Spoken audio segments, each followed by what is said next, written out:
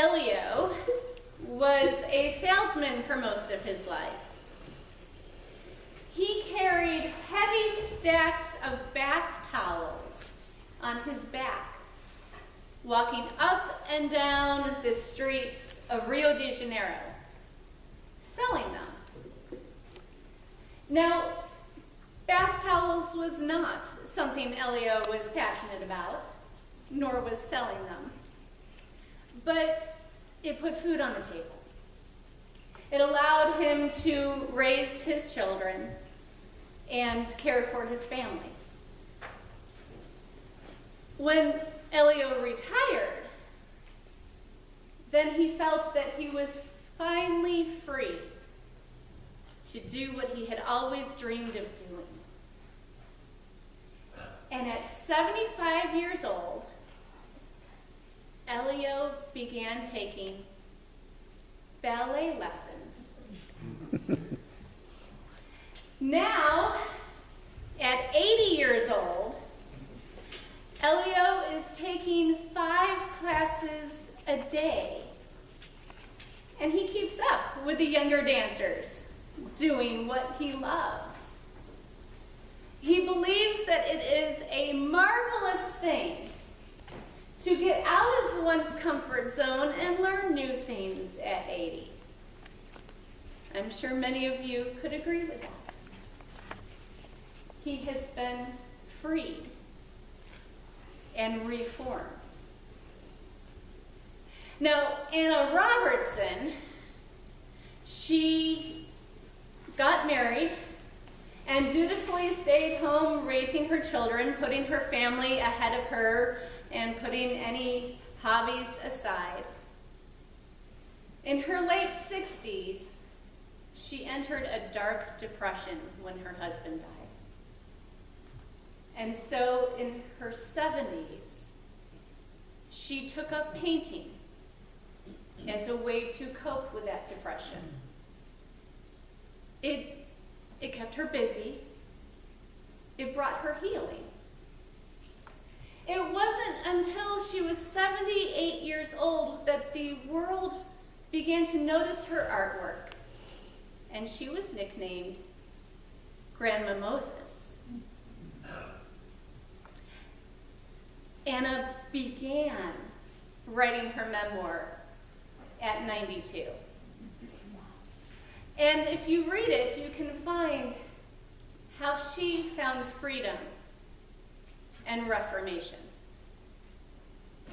There are plenty of other stories like Elio's and Anna's.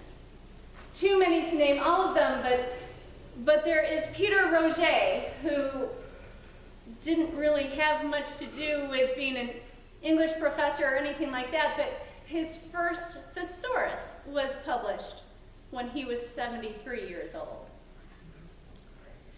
There's Gladys Burrell, who had always been active, but she completed the Honolulu Marathon for the first time at 92.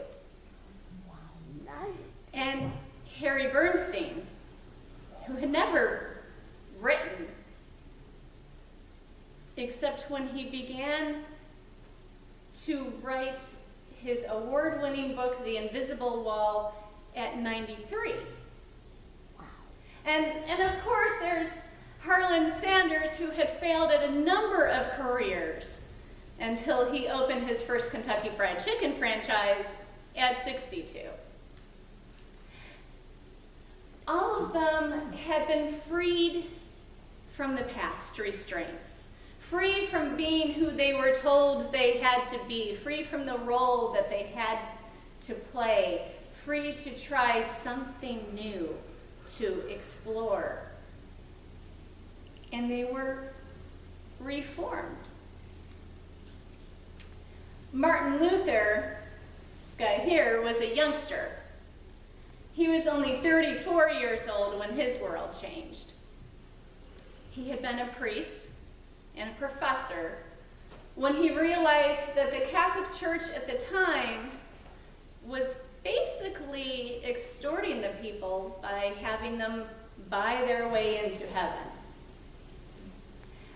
And so on October 31st, which is what we're celebrating this Reformation Sunday, he went and nailed his 95 theses to the church door in Wittenberg in order to reform the church by sharing the good news that we are free. Freed by grace. That we are loved by God no matter what. That we are saved not because of any of our works or any indulgences we could buy, but we have been saved by what Christ has done for us already. The good news that we carry this Reformation Sunday, the good news that we find in our scriptures this morning and in John's Gospel that we read, is that God promises to be our God. And we are God's people. That means that we are free. Free to dream, free to try and fail, free to make mistakes, free to be human, and free to trust that we are loved always, and no matter what, have a place with God. And with this freedom comes reformation. We are always being made new. And that reformation, that reforming, sometimes comes to us like a gentle tap at the shoulder, pointing us in a new direction. And sometimes it may feel like a 2x4 being swung hard at your head. And sometimes it might ignite a passion or a love that has been long since buried and you told yourself it just could never be. How have you experienced Reformation in the past 10 years? Was it the gentle tapping or the 2x4 or fire burning within you? What new dances have you learned? In what ways have you come to understand God's love and grace and serve others in new and meaningful ways? Ways that might even surprise the you from 11 years ago. Can you think of some?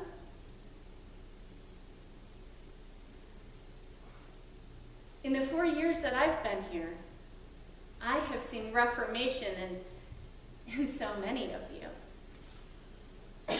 I've witnessed some of you develop new careers where you share God's love and grace with children and adults, and sometimes animals. I've watched some of you tear down barriers and bring reconciliation where previously there was only tension.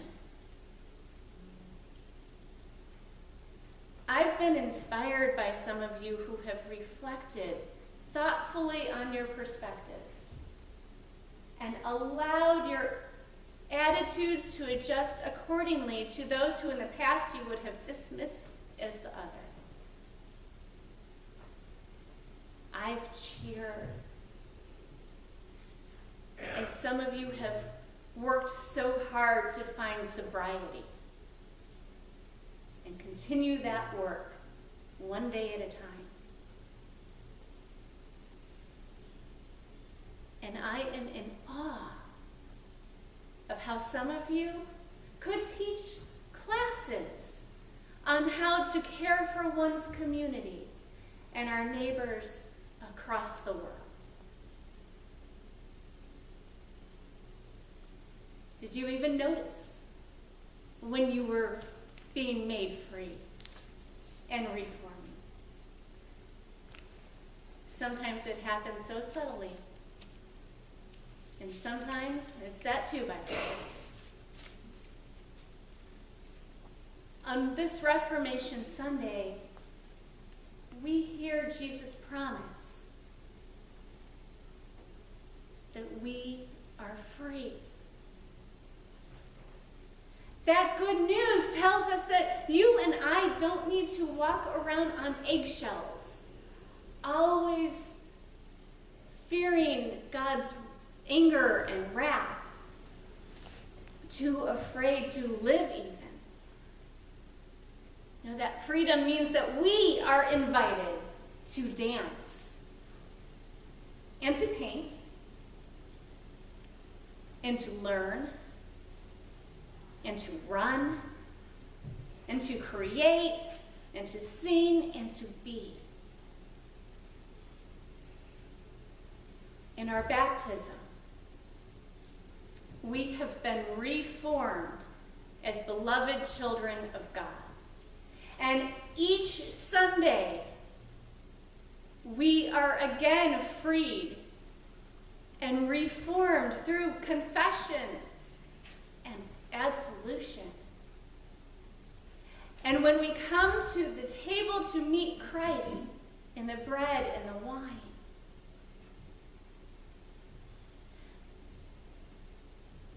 we are constantly being reformed. Each day, we are called to always be learning more about God's love and grace, and to seek the Christ in each other, and to allow our minds to grow and our perspectives to shift, and to connect with one another, and discover new gifts that we didn't know we had, and then to use those gifts to serve the least of these, to care for God's creation, to work to bring joy and justice into the world. My friends, my siblings, this Reformation Sunday, we are called upon to make ourselves vulnerable to how God would reform us. Because no matter our past, no matter our present, God isn't done with any of us. There are still dances to be danced and marathons to run and paintings to be painted. God is always setting us free to be the beloved children of God we are created to be. Amen. That's beautiful, Pastor. God.